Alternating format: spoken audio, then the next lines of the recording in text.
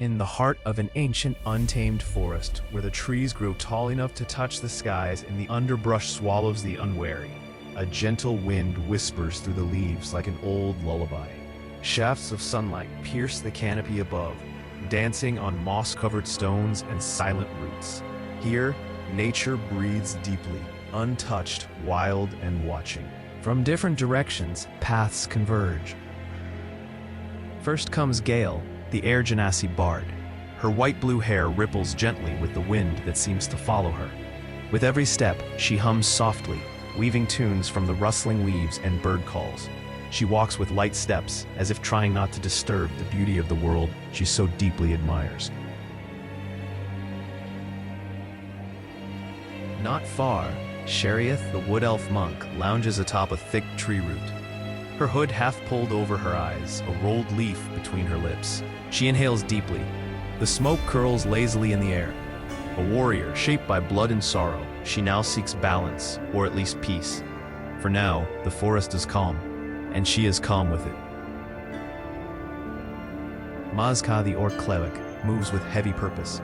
A towering figure with a worn holy symbol around his neck and the weight of past sins in his eyes. His hands, once instruments of destruction, now seek to heal. This forest might offer him a sign, or redemption. And then, bounding from vine to vine, a rustle of branches plants more trees, or PMT, the lizard folk druid. His leafy cloak sways as he inspects saplings and places acorns lovingly in the soil. His mission is simple: more trees, always more trees. They do not travel together, not yet, but fate winds tightly in the woods. A thunderous crack echoes across the forest. A tree collapses in the distance. Birds erupt into the sky. As the dust settles, a man's voice cries out in pain. The group, drawn by the sound, hurries through vines and underbrush from different directions. In a forest clearing, a wagon lies upturned. A massive tree trunk has fallen squarely across the legs of a middle-aged man in a tattered merchant's vest. Blood darkens the soil beneath him. Maazkaa is the first to act, his muscles straining as he tries to lift the heavy trunk. PMT joins in, claws digging into the bark, vines around his arms glowing faintly. Gale and Sharieth stay back, instincts sharp. Something doesn't feel right. Then snap. The trunk slips and crashes down once more. The man screams and falls unconscious. The scream carries far, too far. From the shadows, wolves emerge. Snarls fill the air. The wolves circle. Gale's hand flies to her lute. Sharieth drops the weed and drops into a stance. The fight cannot be avoided. Claws slash, teeth snap. Blood and song and motion blur together. One wolf grabs the man by the collar and tries to drag him into the woods, but the party does not allow it. Steel and spell drive the pack back. The wolves scatter, leaving the clearing soaked in blood and breathless quiet. Sharieth, in her curious wisdom, suggests a puff of her herb might revive the man and begins stuffing it up his nose. PMT, shaking his head, instead uses nature's herbs combined with magic. Maazkaa's hands glow as divine power mends bone and flesh. The man awakens in agony, then awe. He gasps, looking at his healed legs. Between coughs, he tells them of a village nearby. He has contacts, he says. People who might reward them, help them. They agree to help push his wagon. Hours pass. It begins to rain.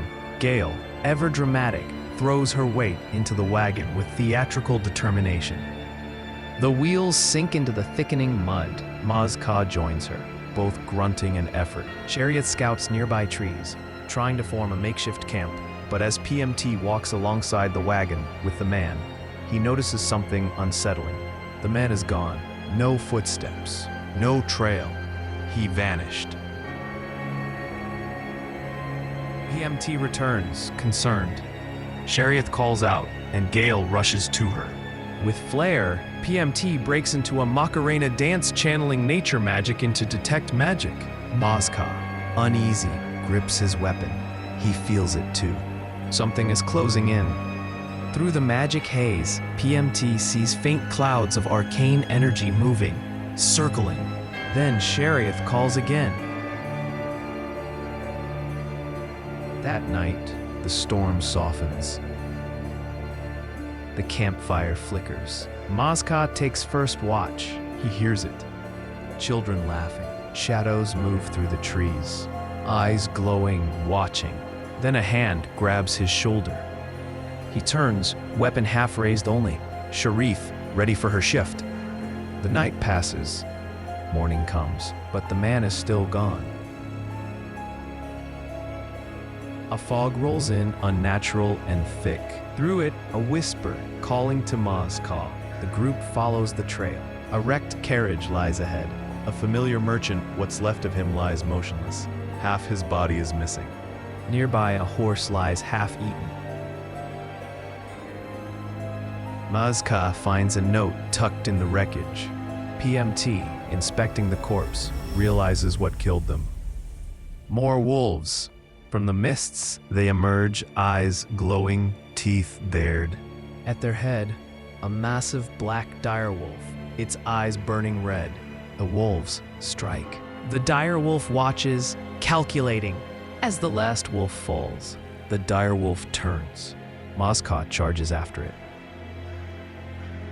He stops. The direwolf stands still, regarding him. Inside his mind, a voice cold, ancient. I'll keep my eye on you. Suddenly, bats swirl around the direwolf, hundreds, and then they vanish. A wolf is gone. Maazkaa returns to the group and shares the note. A warning scrawled in panic. Disconnected phrases. Don't trust. The fog. Watches. It follows. Run. As the fog slowly parts, the trees give way to a clearing. There, in the distance among fog-clearing mist, the village of Barovia. And so, the true story begins.